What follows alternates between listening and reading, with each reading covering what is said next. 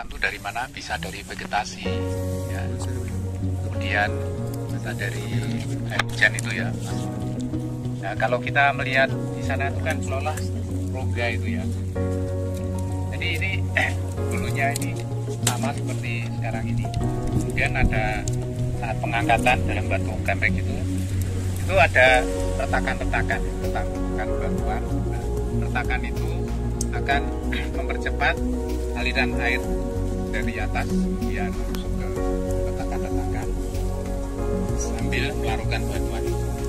Kemudian karena retakannya banyak sehingga di bawah itu semakin banyak air, ya semakin larut-larut, akhirnya membentuk suatu gua. Nah, gua itu bisa dilihat di situ ya.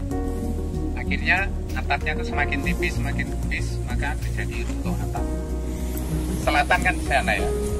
Semakin ke selatan itu menurut Bemelen ya. Bemelen itu dulu ahli geologi dari Belanda ya.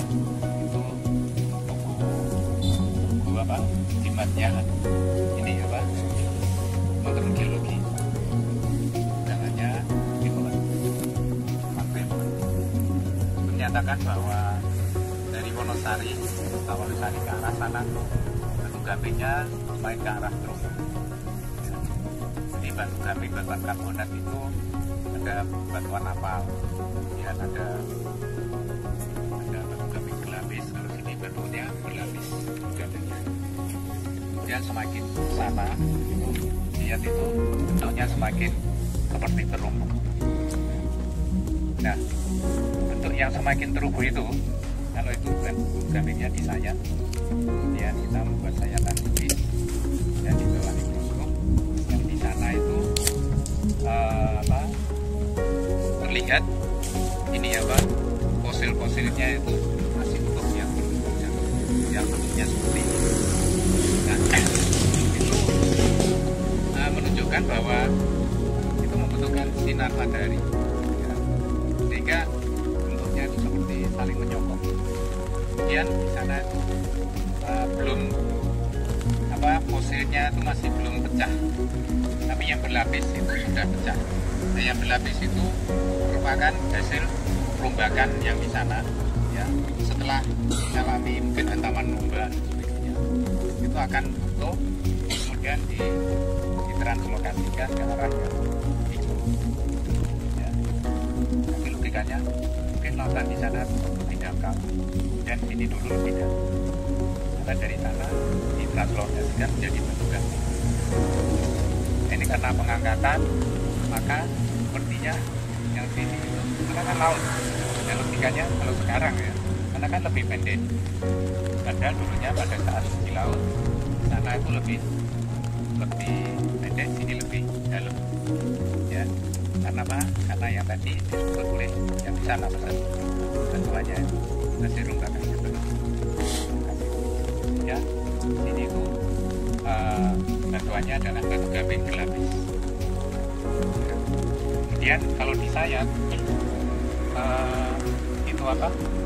Fosilnya itu jarang yang utuh ya, karena sudah ditranslokasikan, mungkin mengalami rotasi dalam air ya, ukuran antara awan sehingga mudah-mudah.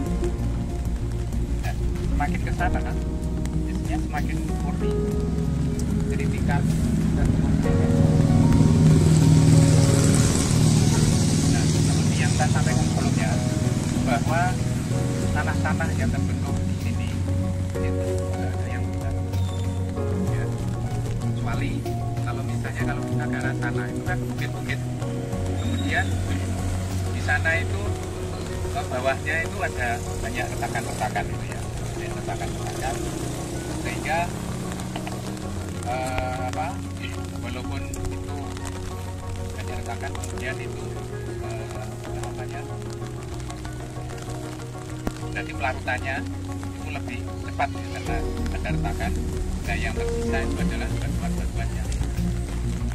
Kemudian yang retakan tadi batuannya kemudian bentuk seperti cekungan karena dia lebih dilarutkan lebih sambil meninggalkan pemotor yang jadi tanah, sehingga di sana banyak tanah-tanah merah yang membantu itu apa, retakan-retakan itu, sehingga di sana banyak ini apa, banyak di antara pegunungan itu banyak dataran yang terisi oleh tanah-tanah merah.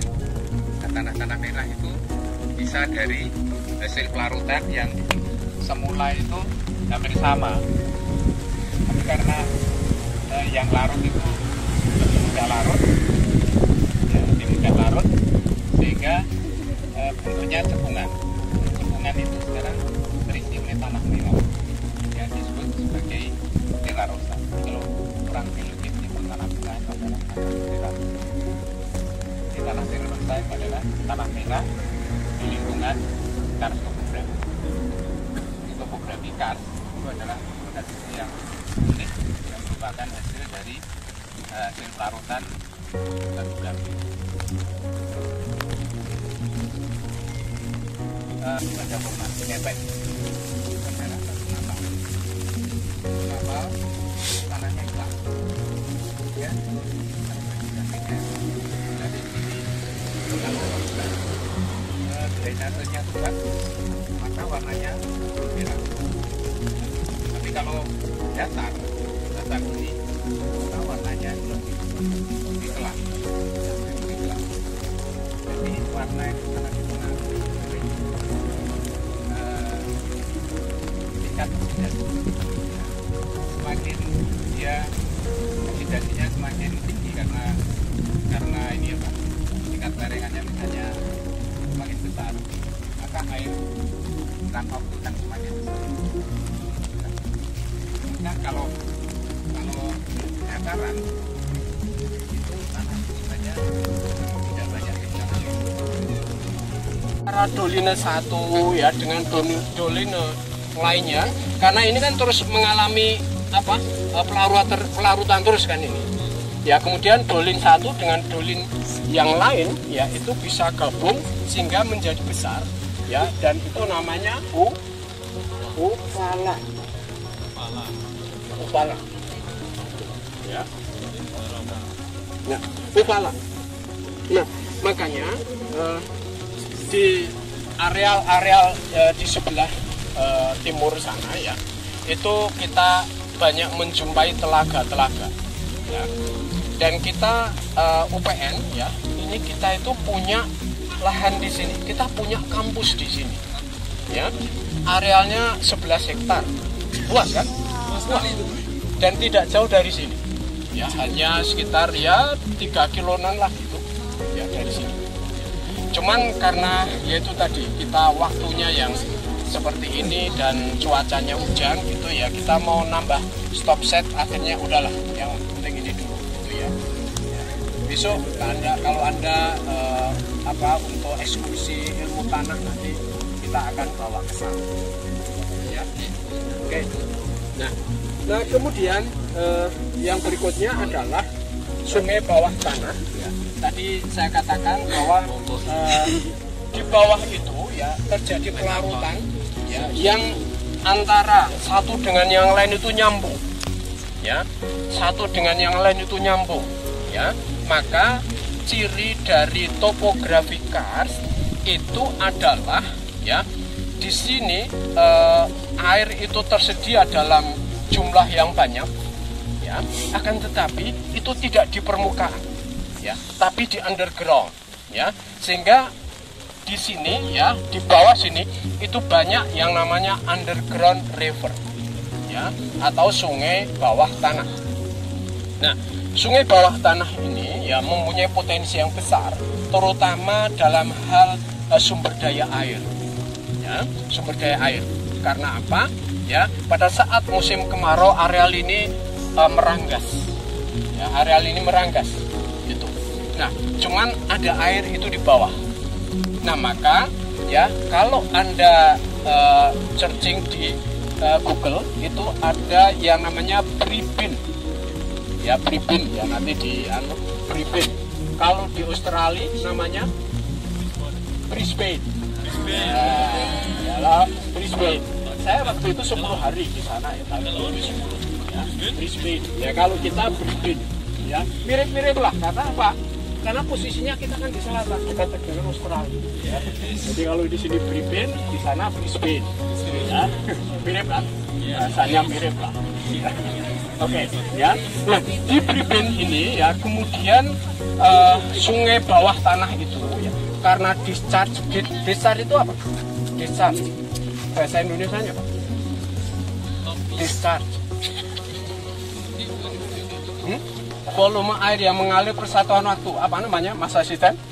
Debit. Mohon maaf ya, saya karena pernah di Brisbane itu sok lalu discharge itu apa? Debit gitu ya. Tapi bukan debit GAD ya. Ya, debitnya itu yang besar, maka kemudian dibendung. Ya, maka kemudian di Brisbane itu terkenal dengan namanya underground dam, ya, atau dam bawah tanah. Ya, nah kalau bahasa Jepangnya itu namanya Chikadam. Ya, Chi itu bumi, Ka itu bawah, ya, bawah tanah, dam ya dam bawah tanah. Itu di daerah Jepang Selatan ya. Itu mereka juga dibuat dam supaya apa? Bisa untuk irigasi ya, bisa untuk keperluan rumah tangga dan sebagainya. Nah, kemudian di Brisbane ini ya, itu dibuat dam, kemudian kan ada energi airnya. Kalau itu dibendung ya, kemudian ada air yang mengalir. Coba tadi yang di mana? Di Oyo tadi itu ya. Itu kan dibuat dam, akhirnya ada terjunan kan? Energi kinetik kan. Nah, energi kinetik itu bisa dipakai untuk menggerak pembangkit listrik tenaga air. Nah, sehingga di situ pun juga akhirnya dapat dibuat pembangkit listrik tenaga air yang ada di dalam bumi. Itu ya, ada di dalam bumi di bawah permukaan. Ya. Oke.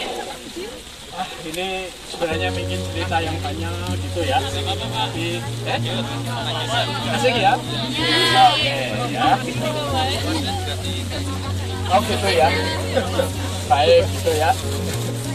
Oke ya. Nah kemudian dengan dibuat pedam bawah tanah, kemudian ada pembangkit listriknya itu ya. Maka listriknya itu kemudian dipakai untuk menggerakkan ini ya, menggerakkan pompa ya toh. Jadi pompa, jadi air itu dipompa dari bawah ke atas ya, itu untuk PDAM. Di samping itu juga ya, kemudian waktu itu dibur ya, burnya itu cukup lebar dan kemudian dikasih lift. Jadi kita bisa masuk ke dalam ya dengan lift itu ya, tidak perlu kita harus memanjat tangga dan sebagainya gitu ya. Oke. Jadi sekali lagi bahwa ya kita dengan adanya karst ini ya, satu, sumber daya air sebenarnya melimpahkan ya. Jadi kita ini bayangan kita seperti di surga ya. Surga itu cirinya adalah sungai yang mengalir di bawah, air yang mengalir di bawah ya. Makanya bagaimana kita diberikan kelebihan ini untuk dapat kita kelola. Oke, itu satu. Nah kemudian yang berikutnya ada satu hal yang harus kita pikirkan ya. Kita ini, ilmu kita itu adalah jembatan ya, antara tanah, ya, kita di jembatan ya. Nah, mengapa kita katakan jembatan ya? Bahwa orang kemudian melakukan penanaman reboisasi. Oke, kalau terjadi kita reboisasi, maka air yang masuk ke dalam itu semakin banyak atau semakin sedikit? Semakin banyak kita tanami pohon-pohon itu, maka air yang masuk ke dalam bumi ini semakin banyak. Kalau semakin banyak, pelarutannya akan semakin cepat. Pelarutan akan semakin cepat, karstnya akan semakin cepat habis atau tidak? Itulah ya. Jadi orang geologi itu sebenarnya kurang suka kalau karst itu kemudian direboisasi dengan tanaman keras. Ya. Karena apa?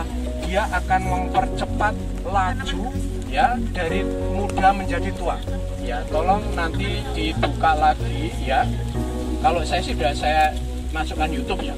Itu bagaimana perkembangan kars ya dari awal muda kemudian dewasa dan tua. Itu prosesnya hanya satu, apa? Dari awal muda dewasa tua prosesnya satu, apa? Pelarutan. Ya, jadi kalau kalsium karbonat, kalsit ya, itu prosesnya adalah pelarutan. Ya, kita tahu pelarutan itu medianya apa? Air. Air yang bagaimana yang lebih cepat? pH-nya masak. Kalau air dengan H2CO3 dengan CO2 akan menjadi H2CO3 masak. Kemudian akar itu juga ada asam-asam dari mana? Eksudan. Iya kan? Nah, makanya ayo kita pikirkan ya. Kars ini juga bisa dimanfaatkan, tetapi dia tidak cepat menjadi tua. Oke? Itulah yang harus kita pikirkan. Kita sebagai jembatan antara berbagi. Ya, itulah nanti Anda yang generasi penerus ini yang mesti